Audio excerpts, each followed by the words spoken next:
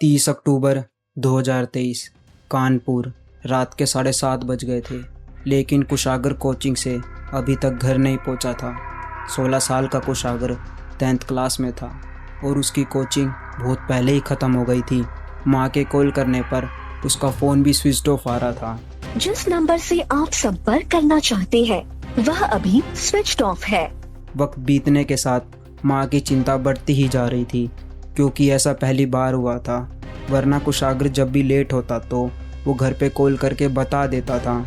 जब माँ से रहा नहीं गया तब उन्होंने उसकी कोचिंग सेंटर पे कॉल किया, जहाँ से उन्हें पता चला कि वो कोचिंग पे आया था और अपने टाइम पे कोचिंग से निकल भी गया था। अगर कुशागर ना कोचिंग में था ना अपने दोस्तों के साथ था, तो फिर इतने घंटे से कोचिंग से निकलने के बाद भी वो अपने घर क्यों नहीं पहुंचा था।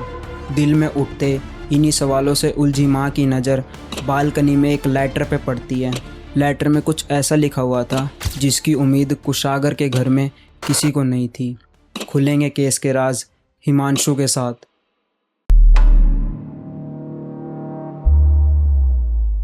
तीस अक्टूबर 2023 रात 8:10 पे कुशागर की माँ जब लेटर खोलती है तब उनके पैरों तले ज़मीन खिसक जाती है। दरअसल कुशागर किडनैप हो गया था और लेटर में 30 लाख फिरौती की मांग करी हुई थी। ये खबर जैसे ही कुशागर के फादर तक पहुंचती है तब पूरे परिवार में हड़कंप मच जाता है। स्क्रीन पे दिख रहा ये वही लेटर है जो किडनैपर्स ने भेजा था। मैं नहीं चाहता कि आपका त्यौहार ख़राब हो। आप मेरे हाथ में पैसे रखो और लड़का 1 घंटे बाद आपके पास होगा। हम आपको फ़ोन करेंगे। अल्लाहू अकबर। इस लड़के की गाड़ी और उसका मोबाइल दोनों आपके घर के पास द होटल सिटी क्लब के पास खड़ी है। मैं आपका नुकसान नहीं चाहता। मैं बस आपको बार बार यही बोल रहा हूँ कि घबराओ ना, अल्लाह पे भरोसा रखो। लेटर के दूसरे पन्ने पे लिखा है, आप ये बात ना ही पुलिस, ना ही अपनी लखनऊ वाली फैमिली, ना ही अगल बगल किसी को ना बताएं कि हमने आपके कुशागर को किडनैप कर लिया है। आपके पास 2 या 3 दिन का समय है।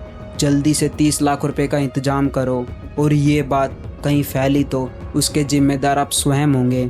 आप जल्द ही 30 लाख रुपए का इंतजाम करो और अपना बच्चा अपने घर में देखो, और पैसे लेकर रात में 2 बजे कोका कोला चौराहे पे मिलो। मैं पैसे लेने आऊँगा, और जैसे ही पैसे मेरे हाथ में आ गए ठीक उसके 1 घंटे बाद लड़का आपके घर में होगा। और पैसे की व्यवस्था हो जाए तो घर के चारों तरफ पूजन वाला झंडा लगा देना। मैं देख लूँगा, फिर आपको कॉल करूँगा, और कोई भी होशियारी हुई तो उसके जिम्मेदार आप स्वयं होंगे। मेरी नज़र आपके घर पे ही होगी। कोई भी बात बाहर पता चली तो आप ध्यान रखना, और आप ना घबराओ। आपका लड़का सही सलामत आपके घर पे होगा, पर उसकी जिम्मेदारी आपके ऊपर है। तो ये वही लेटर था जो किडनैपर्स ने भेजा था। इसमें गौर करने वाली बात यह है कि एक ही लेटर में इस्लामिक शब्द और पूजन वाले झंडे की बात करी हुई है, जिससे ये साफ है कि वो इस केस को अलग ही एंगल देने की कोशिश कर रहा है। साथ ही लेटर में लखनऊ वाली फैमिली का भी जिक्र किया हुआ है। यानी ये क्लियर है किडनैपर कोई करीबी है जो सबको बहुत अच्छे से जानता है। घर वाले बिना और देरी किए पुलिस को खबर कर देते हैं। पुलिस अपनी इन्वेस्टिगेशन में तो लग जाती है, साथ ही कुशागर के घर वाले भी उसको ढूंढने में लग जाते हैं। सबसे पहले वो जहाँ रहते थे उधर के सिक्योरिटी गार्ड से पूछते हैं कि ये लेटर घर पे कैसे आया और कौन देने आया था। सिक्योरिटी गार्ड से मिली इस इन्फॉर्मेशन का इस केस में इम्पोर्टेंट रोल होने वाला था, क्योंकि वो बताता है स्कूटी से एक लड़का मुंह पे रुमाल बांधे और हेलमेट पहने आया था और बोला ये लेटर मनीष कोडियान को देना है। सिक्योरिटी गार्ड ने आगे बताया कि मुझे कुछ अजीब लगा, तो मैंने उस लड़के को कहा कि ये लेटर तुम खुद दे के आओ और अपना रुमाल और हेलमेट उतार के अंदर जाना। जैसे ही वो लड़का बिल्डिंग के अंदर जाता है, मैं उसकी स्कूटी के पास जाता हूँ, और स्कूटी के आगे की नंबर प्लेट ब्लैक पेंट से कवर्ड थी और पीछे की नंबर प्लेट पे कपड़ा बंधा हुआ था। ये देख के मुझे शक हुआ, इसलिए मैंने कपड़ा हटाकर नंबर नोट कर लिया। माल हटाने के बाद गाड़ी का number UP 78 ED 2204 UP 78 ED 2204 यही नंबर था जो पुलिस को सिक्योरिटी गार्ड से मिला था। अब बिना समय गवाए इस नंबर की डिटेल्स निकलवाई जाती हैं, जिससे पता चलता है ये स्कूटी रीचा वत्स की है और इस नाम की उम्मीद कुशागर के घर वालों को कभी नहीं थी। पर आखिर ये रीचा थी कौन?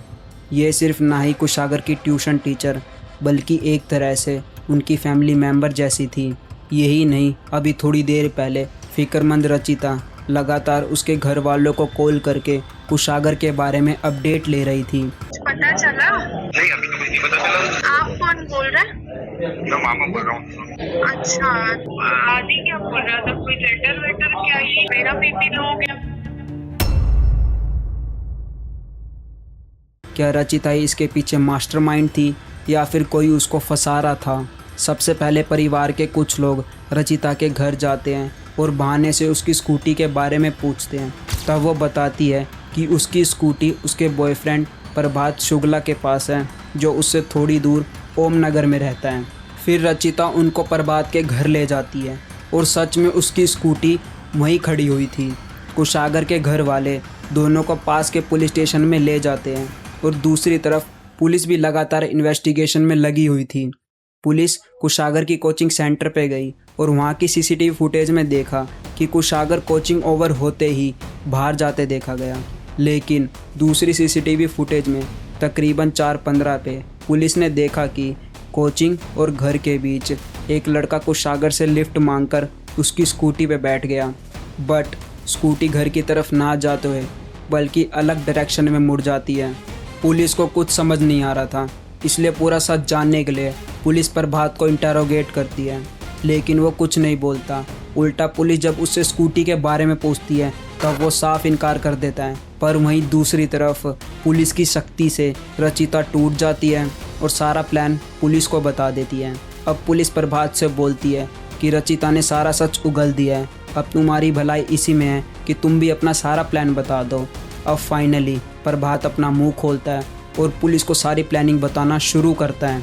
प्रभात ने बताया कि इस प्लान में उसका एक दोस्त आर्यन भी शामिल है और वो आर्यन ही था जो लेटर को लेकर कुशागर के घर गया था।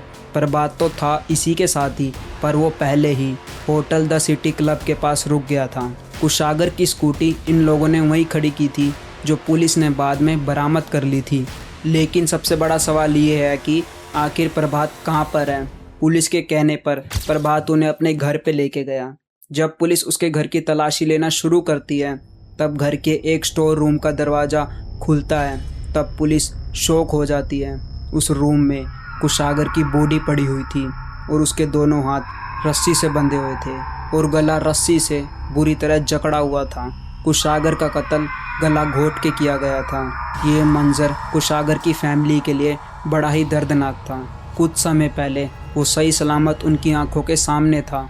पुलिस की नज़र प्रभात के घर के पास लगे सीसीटीवी कैमरा में पड़ती है और जब उसकी सीसीटीवी फुटेजेस चेक करी जाती है तो उनके हाथ एक अहम एविडेंस लगता है। उसी शाम पहले प्रभात और उसके पीछे कुशागर जाता दिखाई देता है, पर लेकिन आधे घंटे बाद प्रभात अकेला ही बाहर जाता दिखता है। ये वही रूम था जहां प्रभात ने 16 साल के मासूम का कत्ल कर दिया था। कुशागर के पिता मनीष कनोडिया का टेक्सटाइल का बड़ा बिजनेस था। फैमिली काफ़ी ज़्यादा फाइनेंशियली स्ट्रॉन्ग थी। कुशागर 10th क्लास में पढ़ता था और रचिता उसकी ट्यूशन टीचर थी जो 2 साल पहले तक उसे पढ़ाती थी। लेकिन रचिता का कुशागर के घर आना जाना था क्योंकि वो उनकी फैमिली मेंबर जैसी थी। 13 अक्टूबर को कुशागर के घर की एक पार्टी में रचिता अपने बॉयफ्रेंड प्रभात के साथ शामिल होती है। कुशागर के घर की शान और शौकत देख प्रभात के मन में लालच और दिमाग में खौफनाक प्लान आता है। वो रचिता को लालच देता है कि हम कुशागर की किडनैपिंग करेंगे और इनसे 30 लाख की डिमांड करेंगे और वैसे भी ये रकम इनके लिए कुछ नहीं है, लेकिन इस रकम से हम दोनों की लाइफ सेट हो जाएगी। पैसों का सुन रचिता के मन में भी लालच आ जाता है। प्रभात और रचिता एक दूसरे से शादी करना चाहते थे, इसलिए ये प्लान उनको एक नई ज़िंदगी शुरू करने का एकमात्र रास्ता दिख रहा था। इसलिए दोनों ने मिलके कुशागर को किडनैप करने का प्लान बनाया और उनको अपने इस प्लान पे इतना भरोसा था, ना ही सिर्फ इन दोनों ने अपने लिए नई कार बुक कर ली और साथ ही हिमाचल प्रदेश में हनीमून का भी प्लान बना लिया। प्रभात ने इस प्लान में अपने दोस्त आर्यन को भी शामिल कर लिया, जिसके साथ मिलके कई दिन तक वो कुशागर की रेकी करता है। प्रभात ने पुलिस को बताया उस दिन जब कुशागर कोचिंग से छूटा तब वो उससे जानबूझकर टकराया और अपने घर तक के लिए लिफ्ट मांगी, और कुशागर उसको पहले से जानता था, इसलिए इंसानियत के नाते वो उसको घर तक छोड़ने के लिए चला जाता है। प्रभात ने कुशागर से घर के अंदर आने की रिक्वेस्ट के साथ कोल्ड ड्रिंक ऑफर की। प्रभात के शैतानी इरादों से अनजान मासूम कुशागर उसके घर के अंदर चला जाता है, पर उसे कहाँ पता था अब वो उस घर के अंदर से कभी वापस जिंदा नहीं आ पाएगा। प्रभात ने पहले कुशागर को ज़मीन पे गिराया और उसके हाथ और पैर को रस्सी से बांध उसका रस्सी से गला दबा उसको मौत के घाट उतार दिया। पुलिस जल्दी रचिता, प्रभात और आर्यन को हिरासत में ले लेती है।